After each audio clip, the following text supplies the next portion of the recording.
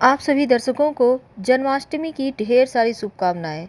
और आप देख रहे हैं ग्रैंड धर्मा सन्मार्ग। भगवान श्री हरि विष्णु ने कृष्ण जी के रूप में 8वां अवतार लिया था कंस के वध के लिए।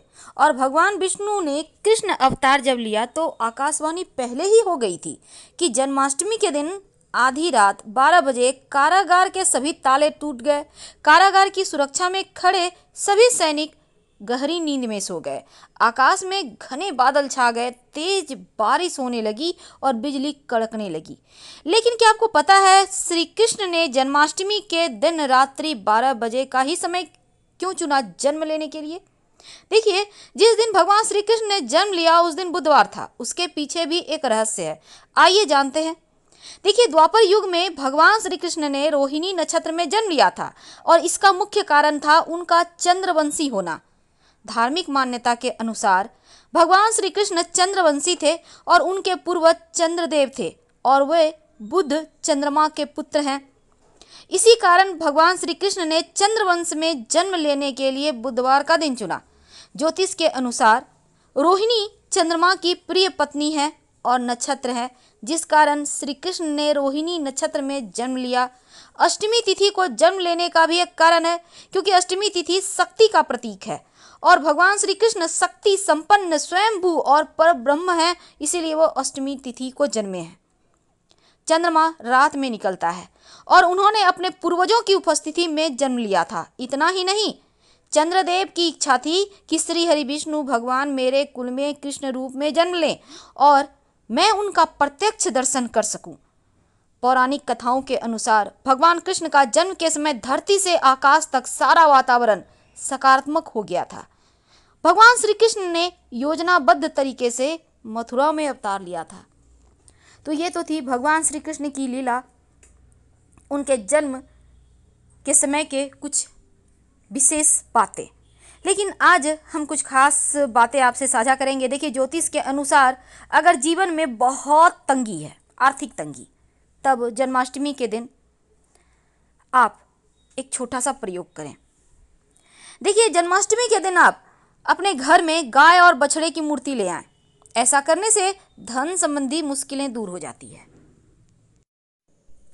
जब आप भगवान श्री कृष्ण की पूजा करेंगे तो पूजा में हल्दी से रंग कर थोड़ा सा चावल जरूर रखिएगा, पीले चावल जिसको कहते हैं, हल्दी से कलर करके।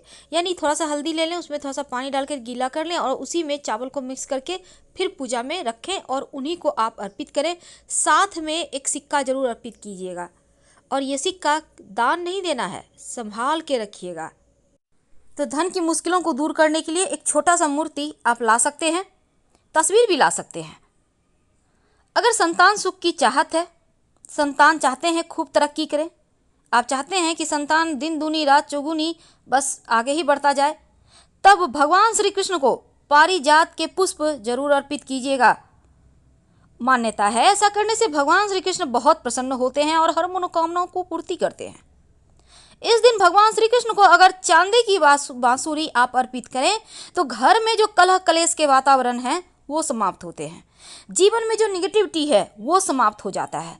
जो जीवन में खुशियों को ग्रहण लगा है वो दूर हो जाता है। अगर जन्माष्टमी के दिन मोर पंख आप घर लाते हैं या पहले भी ला सकते हैं और मोर पंख लाकर अपने घर के पूजा स्थान पर रखते हैं, अपने भगवान श्री कृष्ण के माथे पर सजाते हैं, प्रतिदिन पूजा करते हैं, तो धन संपत्ति बढ़ता चला जाता है।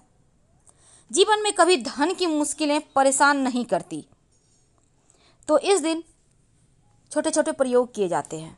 चलिए जानते हैं कुछ खास प्रयोग। सबसे पहली बात तो अपने घर के मुख्य दरवाजे पर आम के पत्तों का बंधनवार जरूर लगाइएगा। ये घर के सकारात्मक ऊर्जा को बढ़ाता है, जीवन में शुभता लाता है। आम के पत्ते और फूलों से मिलाकर भी आप बंधनवार बना सकते हैं। और हल्दी की सहायता से, हल्दी और चावल का घोल, यानी थोड़ा सा चावल ले लें, उसको भिगो लें, अब उसका गाढ़ा सा पेस्ट बनाएं पीस कर, इसमें एक चुटकी हल्दी मिला दें और इससे आप अपने घर के मुख्य दरवाजे पर बाहर की तरफ से शुभ मंगल प्रतीक चिन्ह बनाएं। आप चाहें तो कुमकुम की सहायता से भी बना सकते हैं, स्वस्तिक बना सकते हैं, आप ओम का निशान बना सकते हैं। लेकिन स्वस्तिक ज़्यादा बड़ा मत बनाइएगा, छोटा बनाइएगा, या तो चौखट के ठीक ऊपर बीचों बीच या फिर दोनों तरफ चौखट के। और 2 खड़ी रेखाएं स्वस्तिक के दोनों तरफ जरूर बना दें। ये लक्ष्मी को स्थिर रखता है, बांधता है, क्योंकि स्वस्तिक को गणेश जी की निशानी मानी जाती है। तो लक्ष्मी स्थिर रहने के लिए आप दोनों साइड बनाएं।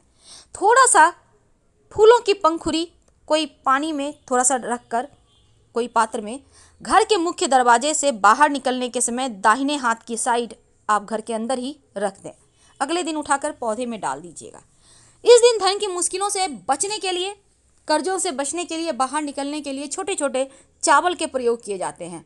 क्योंकि इस बार बहुत ही दुर्लभ संयोग के साथ आया है जन्माष्टमी, तो चलिए जानते हैं वो खास प्रयोग। लेकिन इसके पहले एक और बात, रात आप करीब 11:59 से 12:45 तक का वक्त है जब आप पूजा कर सकते हैं। भगवान श्री कृष्ण का जन्मोत्सव आप मना सकते हैं। खीरे की नाल से ही मनाइएगा, इस बात का ध्यान रखना है। और शाम के वक्त अपने घर में तुलसी के नीचे एक दिया जरूर जलाइएगा। ये दीपक घी का हो तो सर्वोत्तम, नहीं तो आपके पास जो है उसी का जलाएं। माँ लक्ष्मी या फिर भगवान श्री कृष्ण की जब आप पूजा करेंगे तो एक छोटा सा प्रयोग करें। एक लाल रंग का कपड़ा ले लें। अब इस कपड़े में थोड़ा सा चावल, 21 दाने भी रख सकते हैं, और इस चावल के साथ एक हल्दी की गांठ या 1 चुटकी हल्दी रखकर उनको अर्पित कर इसको बांध कर धन के स्थान पर रख दें। बरकत होगी। और चावल, चंद्रमा, गुरु, हल्दी, जब गुरु और चंद्रमा का मिलन होगा तो यहाँ पर राजयोग का निर्माण होगा। गज केसरी राजयोग, जब गुरु और चंद्रमा का मिलन होता है तब जीवन में व्यक्ति अपने दम पर किसी भी उम्र में वो अपने दम पर तरक्की कर ही जाएगा। बहुत ज़्यादा पैसा आता है, लेकिन जब आप ये खुद से राजयोग बनाते हैं तो प्रभु का आशीर्वाद आपको मिल जाता है। तो अब एक और खास उपाय है, और अगर शत्रु विरोधी ज़्यादा परेशान करे तब इस दिन एक छोटा सा प्रयोग कीजिएगा। क्योंकि जब दुश्मन अपने हो या पराये हो, यहाँ मायने नहीं रखता। यहाँ मायने ये रखता है कि जो कोई आपको परेशान कर रहा है, शारीरिक, मानसिक या आर्थिक, उनसे छुटकारा पाने के लिए एक छोटा सा प्रयोग करें। एक नींबू ले लें, थोड़ी सी काली उड़द देखिए चावल के 40 दाने और उड़द के 38 दाने ले लें। घर से बाहर निकलें, अब मिट्टी में थोड़ा सा गड्ढा कर लें, उसमें चावल डाल दें 40 दाने, काली उड़द के 38 दाने डाल दें, और जो नींबू है उसको काट के उसमें रस निचोड़ दें। दुश्मन का नाम लेते रहें और उस नींबू को जो आपके हाथ में उसको भी उसमें डाल दें और मिट्टी कवर कर दें। बिना पीछे मुड़े घर आ जाए, शत्रु शांत हो जाएंगे। अगर कर्ज की मुश्किल में फंसे हैं, अगर कर्ज ज़्यादा परेशान करे तो एक छोटा सा काम कर लीजिएगा। आपके घर के आसपास कहीं अगर बरगद का पेड़ है, बट वृक्ष जिसको कहते हैं, तो आप वहीं पर ये प्रयोग करें। 1 लोटा जल में 1 चुटकी पिसा हुआ चावल, 1 चुटकी हल्दी डाल दें लोटा में, और लेकर बरगद के पेड़ के नीचे चले जाएं। देखिए बरगद के पेड़ के नीचे आपको बटकेश्वर महादेव का नाम लेकर जल अर्पित कर देना है। याद रखिए, लोटे में जल में 1 चुटकी हल्दी पाउडर, 1 चुटकी चावल का आटा, और लेकर बटकेश्वर महादेव का नाम लेकर बरगद के पेड़ में अर्पित कर दें। जन्माष्टमी के दिन करें, और 2 और सोमवार कर लीजिएगा, यानी 3 सोमवार। और तीसरे सोमवार के दिन बरगद का पेड़ का थोड़ा सा जड़ तोड़कर ले आइएगा, उसको धन के स्थान पर रख दें। आप चाहें तो इसको धारण कर सकते हैं, बाह में, कलाई में, गले में, कहीं भी, या आप अपने पर्स में रख लें छोटा सा टुकड़ा। देखिएगा धन आने लगेगा और कर्ज से आप बाहर निकल आएंगे। इसको लाल कपड़े में लपेट कर ही रखिएगा या लाल धागे के सहारे ही बांध कर आप इसको यूज कीजिएगा।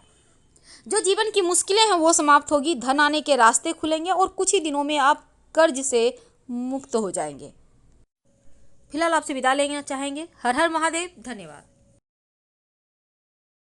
जानकारी अच्छी लगे तो लाइक कर सब्सक्राइब करें। अपनों